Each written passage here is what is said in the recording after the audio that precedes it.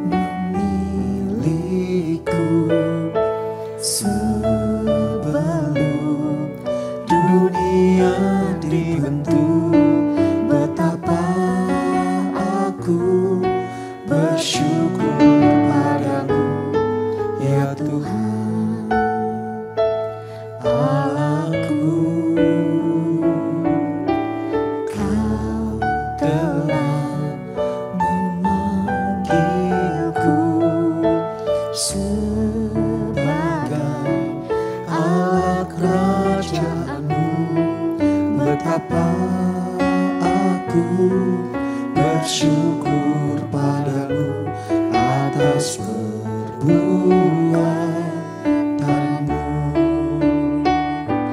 Jadikan aku bait suci-Mu yang kudus dan yang tiada bercela.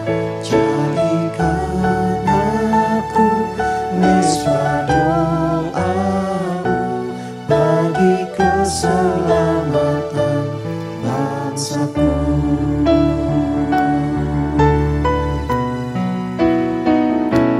Jadikan aku bait suci-Mu yang kudus dan yang tiada bercela. Jadikan aku mesbah doa-Mu bagi keselamatan bangsaku, bagi keselamatan bangsaku, bagi keselamatan bangsaku.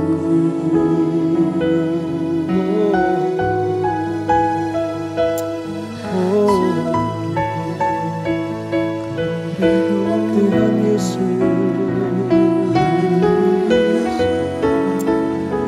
yang memilih, yang menetapkan menjadi umat dan alat kemuliaan-Mu Tuhan. Terima kasih, terima kasih Tuhan Yesus. Kami bersyukur.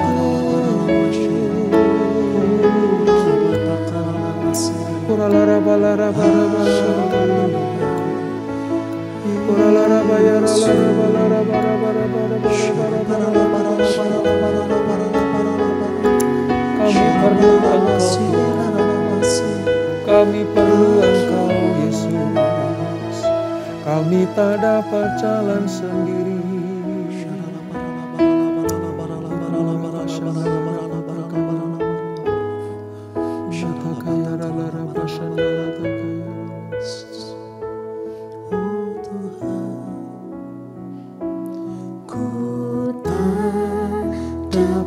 Jalan sendiri,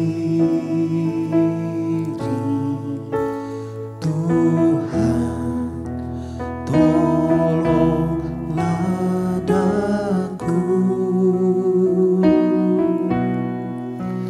Biarlah sinar-Mu menerangiku, sebab ku tak dapat jalan sendiri.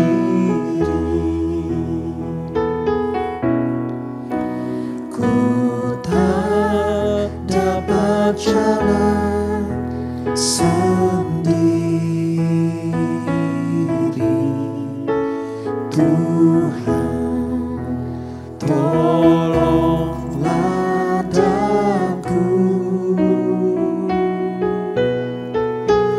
Biarlah sinar-Mu menerangiku, sebab ku tak dapat jalan sendiri.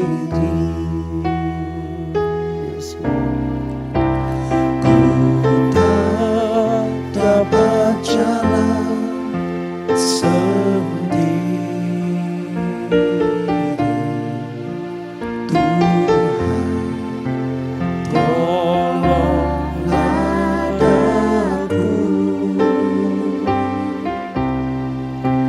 biarlah sinar-Mu menerangiku, sebab ku tak dapat jalan sendiri,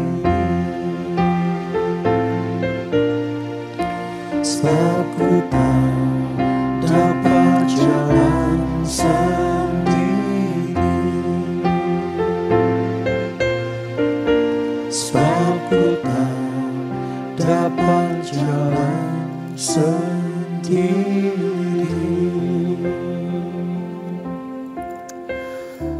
Benar Tuhan, Engkau yang menetapkan dan memilih kami untuk melakukan perkara-perkara yang besar dan ajaib. Namun kami tidak dapat berjalan sendiri. Kami perlu Tuhan menuntun, memimpin hidup kami. Sebab kami sadar kami terbatas. Kami tidak sanggup melakukannya sendiri. Oleh sebab itu kami perlu Tuhan. Urapi kami Tuhan. Sertai kami. Tunjukkan jalan-jalan yang harus kami tempuh. Supaya pemilihan-Mu atas kami tidak sia-sia. Tidak kami sia-siakan. Namun kami pergunakan bagi hormat kemuliaan nama-Mu. Kami akan melanjutkan pembelajaran kami. Roh Kudus terangi hati kami. Urapi kami. Supaya kami mengerti isi hati Tuhan. Dan kami bukan hanya cakap belajar. Tapi kami pandai, terampil, dan setia melakukan seluruh perintah Tuhan. Di dalam nama Yesus, mari yang siap belajar firman Tuhan, sama-sama kita katakan amin. Amin.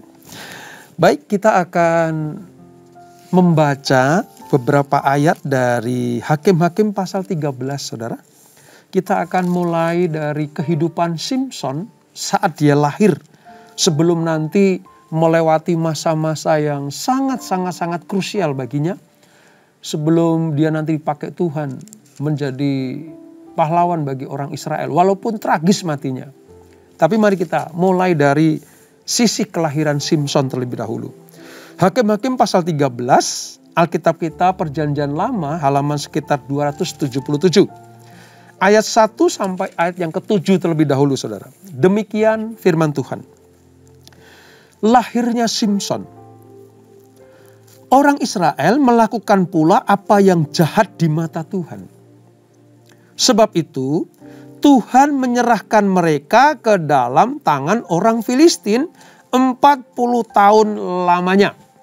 Nah, dari satu ayat ini saja kita bisa diingatkan kembali bagaimana karakter Israel setelah Yosua mati. Sebelum nanti ada nabi besar Samuel yang dipakai Tuhan menjadi nabi bagi Israel. Nah, kehidupan orang Israel itu turun naik saudara. Ya, kita belajar dari hakim-hakim awal itu ya. Bagaimana Allah mengizinkan orang Kanaan menindas orang Israel. Karena apa? Israel melakukan apa yang jahat di mata Tuhan. Penindasan Kanaan terhadap Israel membuat orang Israel itu menderita luar biasa. Mereka teriak-teriak pada Tuhan. Tolong Tuhan, ampuni kami bertobat. Tuhan kirimkan Deborah. Begitu Deborah memerintah, Israel dipulihkan, diberkati. Mereka lupa Tuhan lagi, melakukan apa yang jahat. Tuhan marah lalu dikirim orang Filistin untuk menindas Israel. Penindasannya membuat Israel morat-marit kehidupannya. Teriak-teriak, Tuhan tolong, Tuhan tolong. Tuhan kirimkan Gideon. Filistin dikalahkan. Israel dilepaskan dari penindasan. Diberkati, makmur lagi. Lupa Tuhan lagi. Melakukan apa yang jahat. Tuhan murka, Tuhan marah. Dikirimlah orang Amon pada waktu itu. Menindas orang Israel lagi. Habis semua kehidupan Israel. Sangat menderita. Teriak sama Tuhan, tolong Tuhan, tolong Tuhan. Dikirimkan Yefta. Yang kemarin kita pelajari. Giliran Yefta sudah selesai mati, saudara. Israel melakukan apa yang jahat di mata Tuhan. Filistin kembali lagi. Tuhan pakai Filistin lagi, saudara.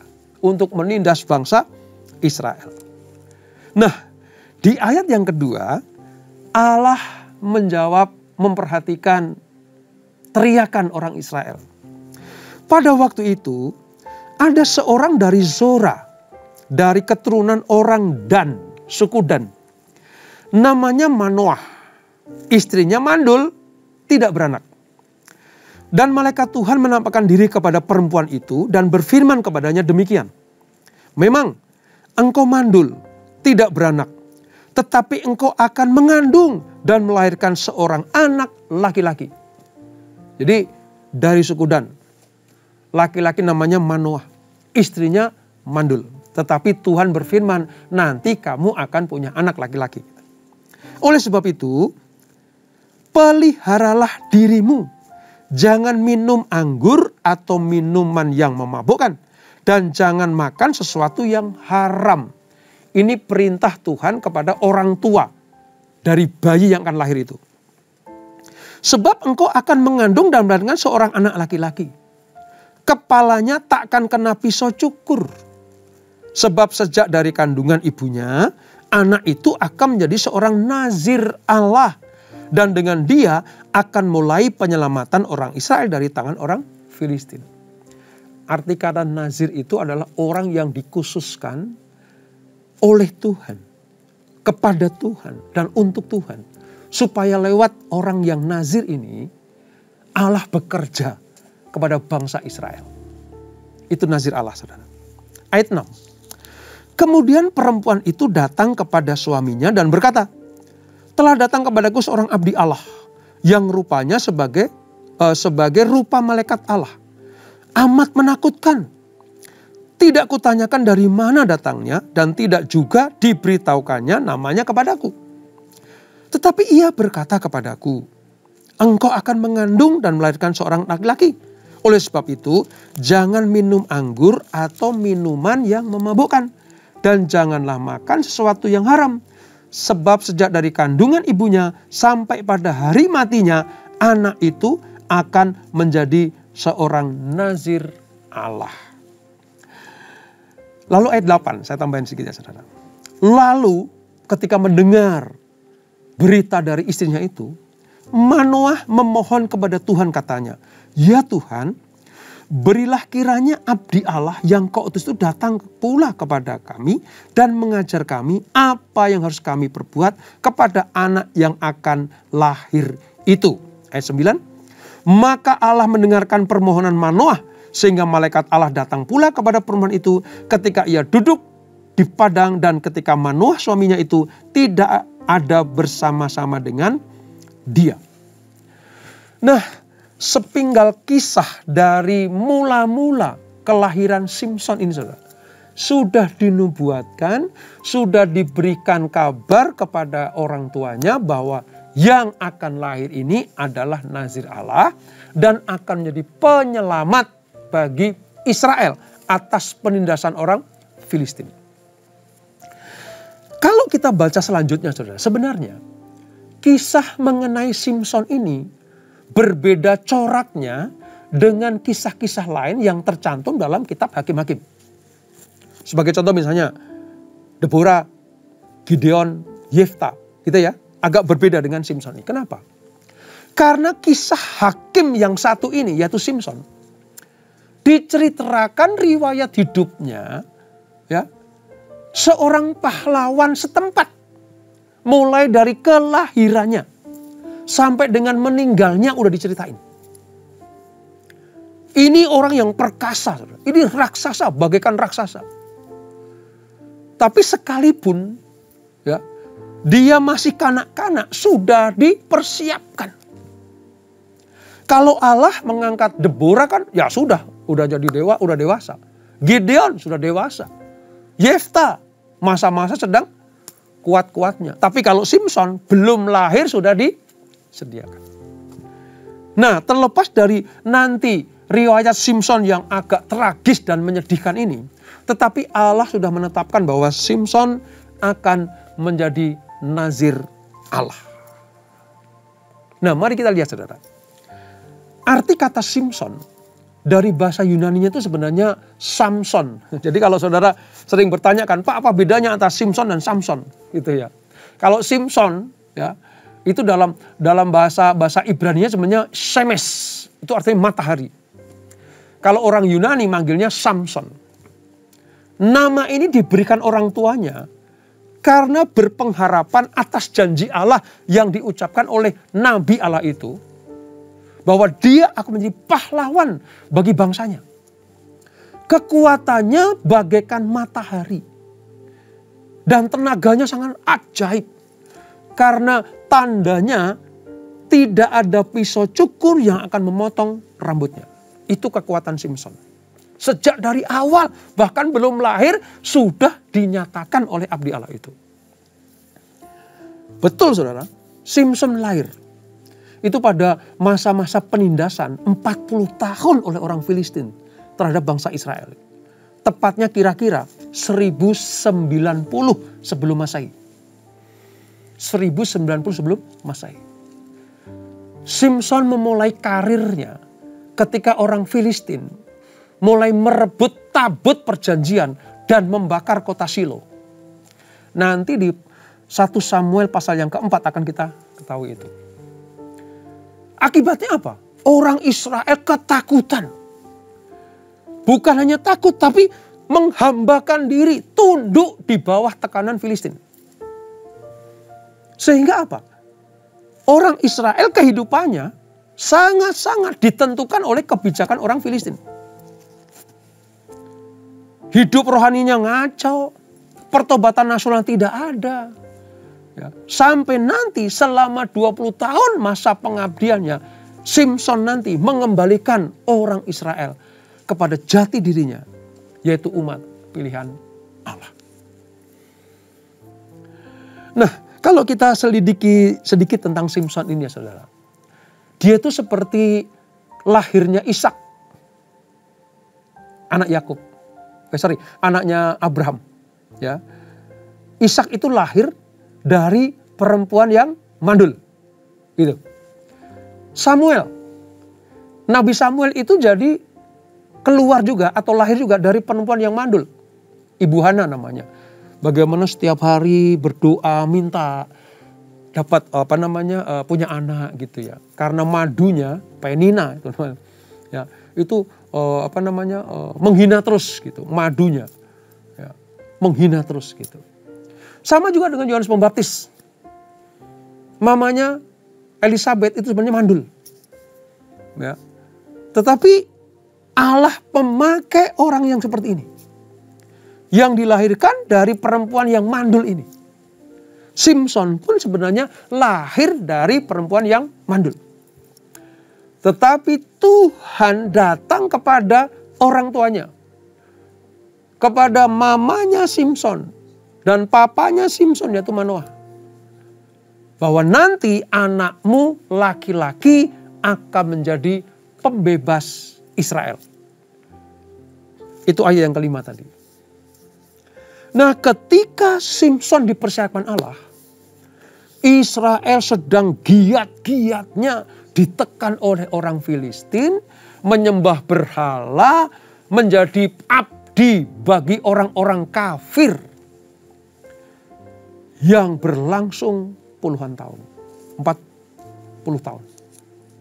Saudara bisa bayangkan bagaimana carut marutnya kehidupan kerohanian orang Israel. Sampai-sampai Tuhan harus mengirimkan, mempersiapkan pahlawan bagi Israel yaitu Simson ini. Akibat dosa yang dilakukan oleh orang Israel, Allah betul-betul murka saudara. Ini ya, berkelanjutan ya, seperti itu siklusnya hakim-hakim itu. Namun sekali lagi, nah perlunya kita belajar firman itu ngerti. Allah tidak bermaksud membiarkan mereka berada dalam cengkeraman orang Filistin selama-lamanya. Kebesaran kasih Allah membuat dia bertindak untuk menyelamatkan umatnya. Ini bedanya umat pilihan dengan bangsa-bangsa yang bukan pilihan. Ya tragis sih berbuat dosa. Ya melukai hati Tuhan karena menyembah berhala. Tapi ketika mereka teriak minta tolong, bertobat. Mereka mohon ampun dari Tuhan. Mereka minta dibebaskan dari penjajah ini. Tuhan tidak mau umatnya berlama-lama hidup di dalam penindasan seperti ini. Dibebaskanlah mereka. Ini hati Tuhan saudara. Maka sebenarnya bersyukurlah saudara menjadi umat pilihan Tuhan. Tapi tidak serta-merta itu membuat kita lalu mempermainkan dia. Namun yang kita tahu bahwa Allah betul-betul hatinya melekat kepada umat pilihan itu. Nah yang diminta Tuhan ya hati umat pilihannya itu melekat kepada dia. Belas kasihan Allah atas umatnya membuat dia bertindak tanpa syarat dan tanpa pamrih. Ini hebatnya Allah kita. Selama engkau bertobat, meninggalkan jalan-jalan yang jahat, teriak minta tolong kepadaku, aku akan kirimkan pembebas kepadamu. Allah ingin menghindarkan kita dari kehancuran fatal akibat dosa. Kalau orang Israel ditindas oleh orang Filistin, itu lambang dari kita ditindas oleh dosa karena kesalahan kita. Israel teriak minta tolong, Allah sediakan Simson kepadanya. Kita teriak minta tolong, bebaskan kami dari cengkraman iblis dan si jahat, supaya kami tidak masuk ke dalam kematian kekal. Allah mengirimkan anaknya yang tunggal, yaitu Tuhan Yesus Kristus. Barang siapa yang percaya kepadanya tidak binasa, melainkan beroleh hidup yang kekal. Itulah sebabnya, tadi itu dalam pujian ya, ku tak dapat jalan sendiri. Itu artinya kita butuh Tuhan. Kita perlu Tuhan. Kalau lagi diberkati, kalau lagi diangkat Tuhan ekonominya, kita tidak lupa Tuhan, kita tetap butuh Tuhan. Tapi sebaliknya, ketika kita sedang dihukum Tuhan, diizinkan kita ditindas karena kesalahan kita, itu kita sangat perlu Tuhan supaya kita dibebaskan. Dan untuk itulah mengapa Alkitab menyebut Allah kita itu sebagai Allah yang menerobos masuk ke dalam sejarah itu saudara. Karena dalam setiap sendi kehidupan kita, dari setiap perjalanan hidup manusia, Allah harus intervensi di dalamnya. Allah ingin membangkitkan seorang yang mampu menyelamatkan umatnya. Kalau Israel, Allah siapkan Simson. Kalau kita, Allah siapkan Tuhan Yesus. Nah, hari ini kita belajar Simson dulu. Ya, seperti itulah hatinya Tuhan. Nah, berita kelahiran tentang Simson ini bukan hanya menjadi berita sukacita bagi bangsa Israel, tapi juga kabar gembira bagi keluarganya. Khususnya siapa? Manoah dan istrinya. Padahal tadi ya, istri Manoah itu mandul. Bahkan sebelum Simson berada di dalam kandungan ibunya, malaikat Tuhan sudah mewartakan kabar baik. Bahwa anak yang akan dia kandung adalah nazir Allah. Artinya hanya yang nazir Allah, hanya yang pilihan Tuhan, hanya yang kudus dari Tuhanlah yang mampu membebaskan bangsa Israel. Yang punya kekuatan ilahilah yang mampu membebaskan bangsa Israel dari penindasan Filistin itu. Demikian kita, hanya Yesus Kristuslah anak domba Allah itu yang mampu melepaskan kita. Saya tidak sedang mensejajarkan Simson dan Yesus, tidak. Tapi saya sedang memberikan sebuah pengertian begini, bahwa pilihan Allah yang nazir, yang kudus, itu yang mampu melepaskan kita dari kuasa dosa. Beda jauh Simson dan Yesus. Yesus gak ada dosa. Dari awal sampai akhir jadi manusia di dunia ini tidak ada dosa yang dilakukan. Kalau Simson jatuh bangun. Saudara. Jatuh bangun. Matinya pun tragis. Tetapi pengertian tentang nazir Allah inilah yang sedang kita pelajari. Hanya yang kudus dari Allah. Hanya yang ditentukan Allah lah yang sanggup membebaskan manusia dari cengkraman musuh-musuhnya. Ini pengertiannya. Lalu di ayat 24 saudara, kalau kita baca selanjutnya, lahirlah Simson. Ya, mari kita baca ayat 24. Hakim-Hakim pasal 13 ayat 24. Lalu perempuan itu melahirkan seorang anak laki-laki dan memberi nama Simson kepadanya. Anak itu menjadi besar dan Tuhan memberkati dia. Ayat 25 ini. Mulailah hatinya digerakkan oleh Roh Allah, Roh Tuhan di Mahanedan yang terletak antara Zora dan Esi-Taol. Nah, ini saudara. Dimulai dengan sesuatu yang Roh Allah menyertainya, luar biasa.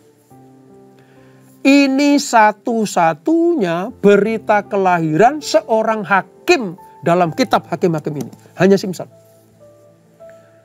Hakim-hakim yang lain dipilih Tuhan setelah dewasa. Nah, kisah kelahiran ini bukan tanpa makna. Karena memperhatikan kesempatan istimewa yang Tuhan berikan kepada Simson untuk menyelamatkan bangsanya. Walaupun nanti Simson gagal, saudara, tetapi diawali dengan hal seperti ini. Ya.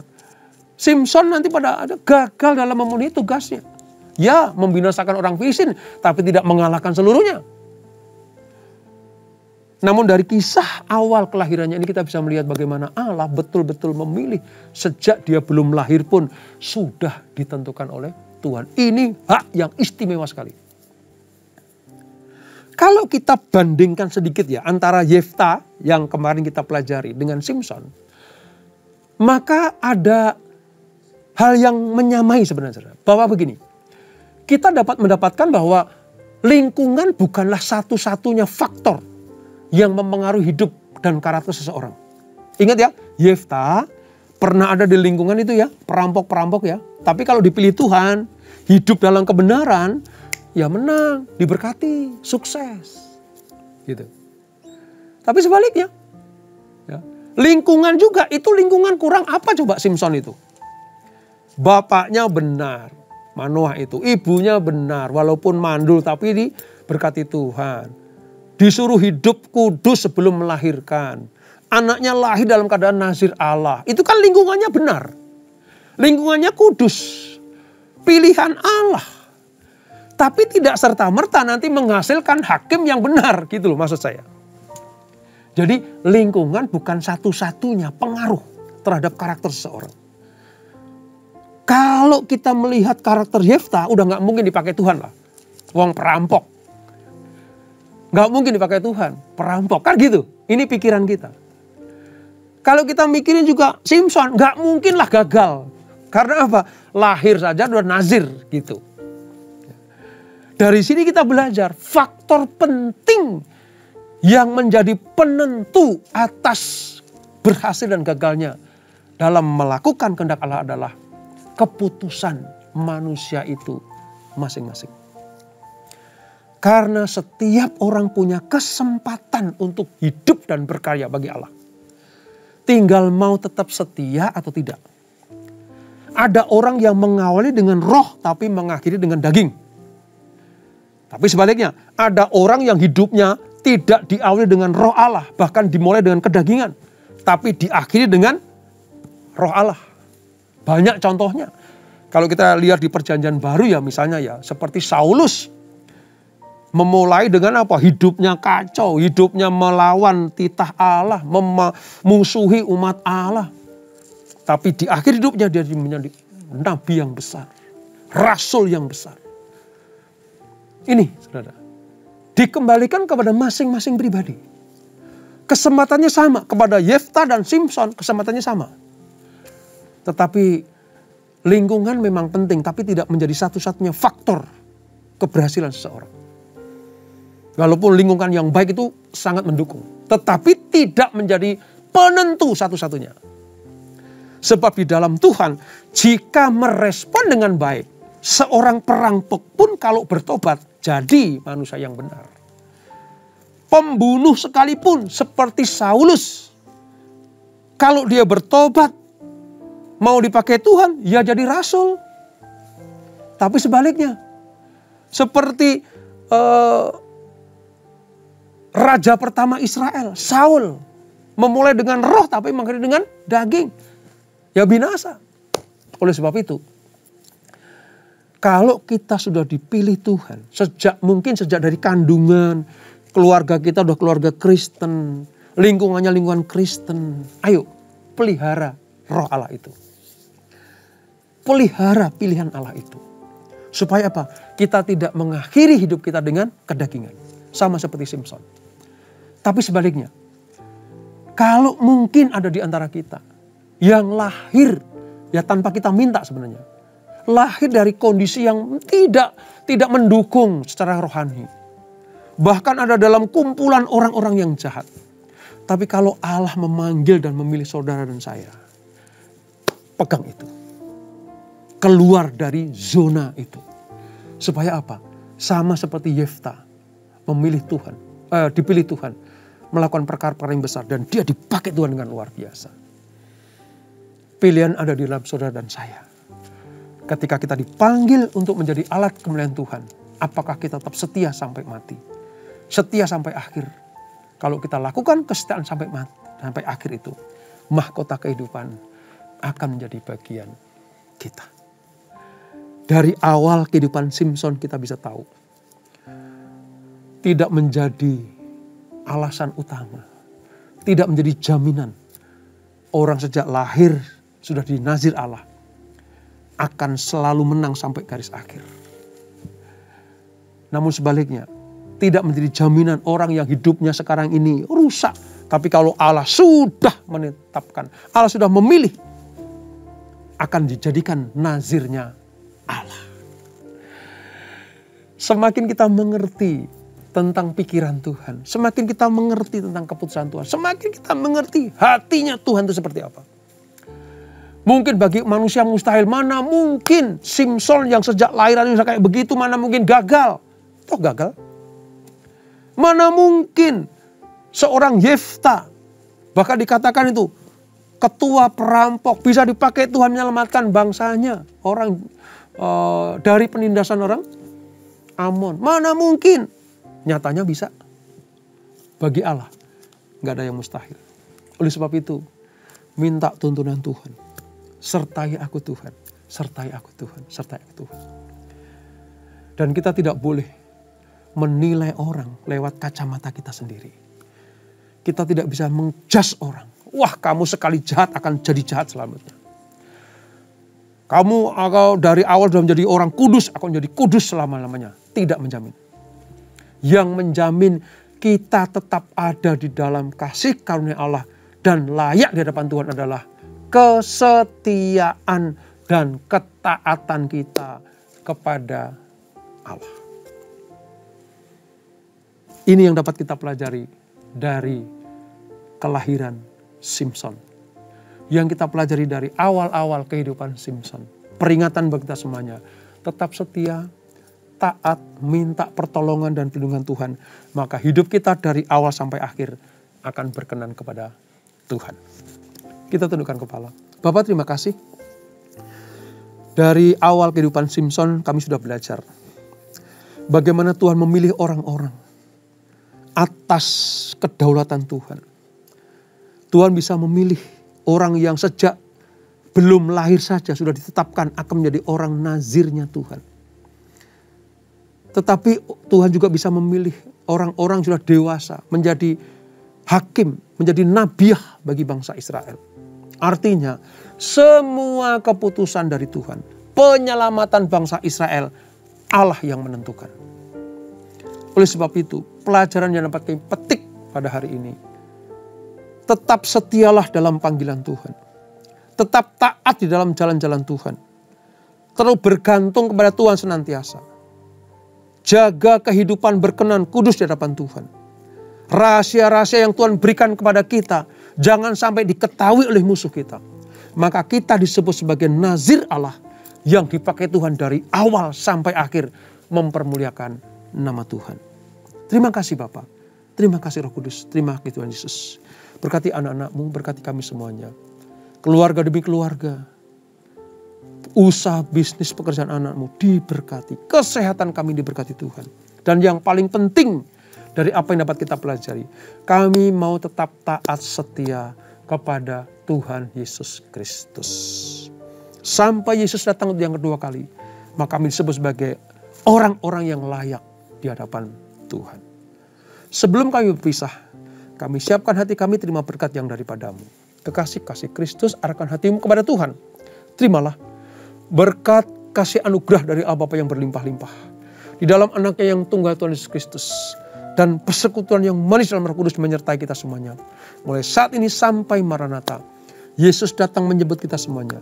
Bertemu di awan-awan yang permai. Menikmati kemuliaan kekal sampai selama-lamanya. Yang diberkati, sama-sama kita katakan amin. Tuhan Yesus memberkati.